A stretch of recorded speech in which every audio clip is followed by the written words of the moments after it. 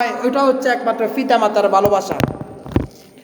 যে ভালোবাসাটা কোনো স্বার্থহীন, কোনো স্বার্থ ছাড়া যে ভালোবাসা হয়, ওটা হচ্ছে একমাত্র পিতা মাতার ভালোবাসা। পিতা মাতার ভালোবাসা ব্যতীত দুনিয়াতে কোনো ভালোবাসা স্বার্থ ছাড়া হয় না।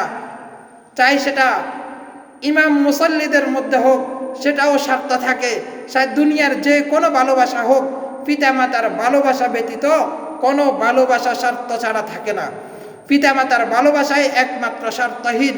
কোনো স্বার্থ ছাড়া সন্তানকে পিতামাতায় ভালোবাসেন, কোনো স্বার্থ ছাড়া।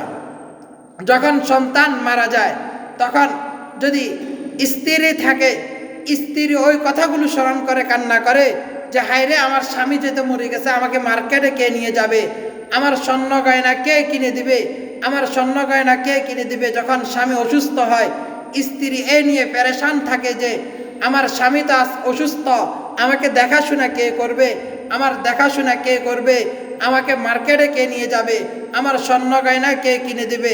আর ওই সময় মাথায় এ দোয়া করে যে আল্লাহ আমার হায়াত থেকে আমার কিছু হায়াত দিয়ে আমার সন্তানকে আপনি আরো দীর্ঘ হায়াত বাড়াই দেন, আমার সন্তানকে সুস্থ করে দেন। পিতামাতা ওই সময় চায় না যে দুনিয়াতে থাকি, পিতামাতা ওই সময় চায় যে আমি দুনিয়া থেকে চলে যাই, তারপরও হোক আমার সন্তান যাতে দুনিয়াতে থাকে।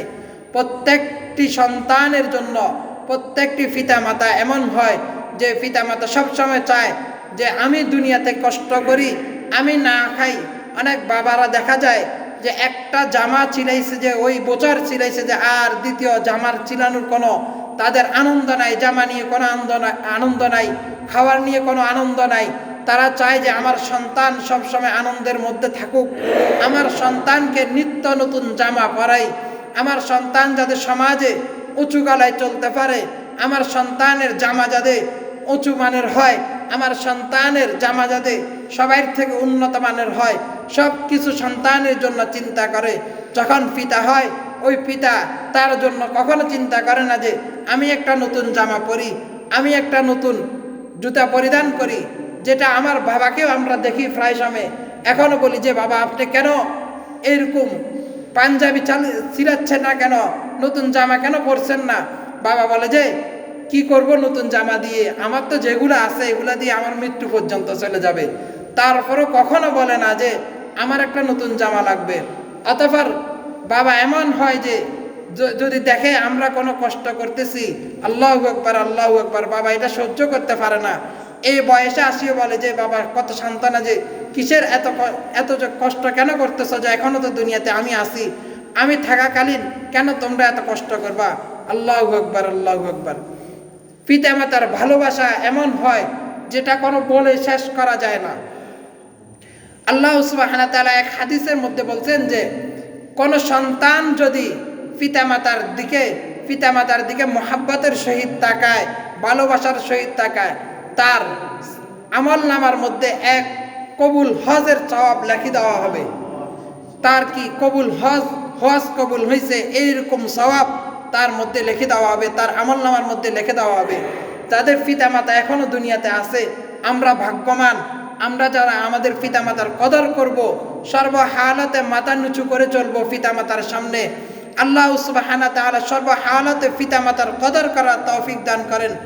আর এক হাদিসে রাসূল সাল্লাল্লাহু আলাইহি সাল্লাম হাদিসের মধ্যে বলেন যে এক হযরত আবু হুরায়রা রাদিয়াল্লাহু তাআলা আনহু হতে বর্ণিত, তিনি বলেন ক্বালা রাসূলুল্লাহ সাল্লাল্লাহু আলাইহি ওয়াসাল্লাম, যে আমার হকদারকে, আমার দুনিয়াতে আমার সয় সম্পত্তির হকদারকে রাসূল সাল্লাল্লাহু আলাইহি সাল্লাম তখন বলছেন ক্বালা উম্মুকা। আবার জিজ্ঞেস করেছেন যে আমার হকদার, সবচেয়ে বেশি হকদারকে? রাসূল সাল্লাল্লাহু আলাইহি সাল্লাম আবারও বলছেন ক্বালা উম্মুকা। তৃতীয়বার আবারও জিজ্ঞেস করেছেন যে আমার সয় সম্পত্তির মধ্যে আমার হকদারকে? আর রাসূল সাল্লাল্লাহু আলাইহি সাল্লাম আবারও বলছেন ক্বালা উম্মুকা।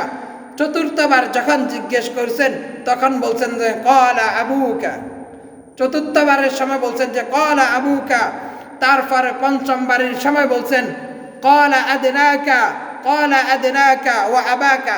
তারপর হকদার হচ্ছে আশপাশের পরবর্তী বন্ধু বান্ধব সমবয়সী, তারা হচ্ছে পঞ্চম নম্বরে হকদার।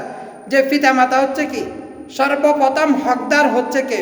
আফটার মাতা, যে ওই মাতা যখন বৃদ্ধ হয়, ওই পিতা মাতা যখন বৃদ্ধ হয়, সমাজের মধ্যে তার সন্তান সমাজের নেতৃত্ব দিচ্ছে, অতঃপর ঘরের মধ্যে দেখা যাচ্ছে তার পিতামাতা কত দুঃখিত, পিতামাতার কষ্ট আর সহ্য হচ্ছে না, সন্তান ওই দিকে তাকাচ্ছে না। রাসূল সাল্লাল্লাহু আলাইহি সাল্লাম তার